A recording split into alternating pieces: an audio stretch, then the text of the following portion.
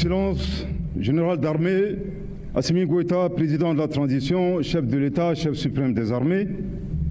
honorable général de corps d'armée, Malik Diaw, président du Conseil national de transition,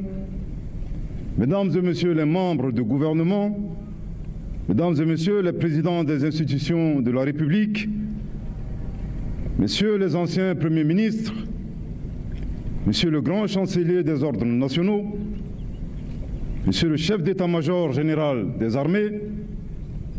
Excellences, mesdames et messieurs les ambassadeurs et chefs de mission diplomatique accrédités auprès de la République du Mali, Excellences, monsieur le chef de délégation de la Confédération des États du Sahel, Excellences, monsieur le chef de délégation de la République de Guinée, à toutes les chefs de délégation des pays amis et pays étrangers, monsieur le chef d'état-major et directeur de service, honorables membres du Conseil national de transition, respectées autorités religieuses, coutumières et traditionnelles, officiers généraux et supérieurs, officiers, sous-officiers, militaires du rang, distingués invités des plus illustres aux plus anonymes, ici présents, mesdames et messieurs. Il est des missions qu'on aurait bien aimé ne jamais avoir à effectuer, ne serait-ce qu'une seule fois de toute sa vie au service de la nation. De ces missions, et celle-là qui m'échoit en ce moment, de prononcer l'oraison funèbre d'un compagnon, d'un ami, d'un collègue et d'un frère d'armes, brutalement et injustement fauché dans la force de l'âge, du fait de la lâcheté, de la traîtrise et de la barbarie. La mort, et nous l'avons appris en nos dépens, est un verdict divin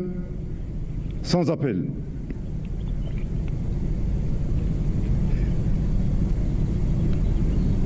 Mais face à certaines morts, dans l'incapacité de transiger avec notre Créateur, nous n'avons d'autre choix que de nous interroger. Pourquoi ? Pourquoi lui et pourquoi maintenant? Cette interrogation particulièrement grave qui délimite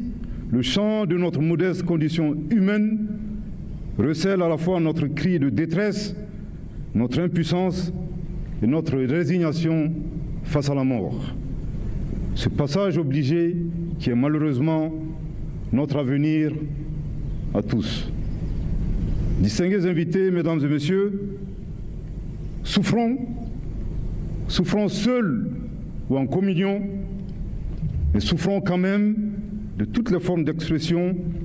en pareilles circonstances. Exprimons dignement notre colère, cette colère qui est à fleur de notre peau, mais sans jamais la laisser exploser. Bien au contraire, réjouissons-nous de certaines morts qui inscrivent dans le marbre pour l'éternité un nom, qui font la fierté d'une famille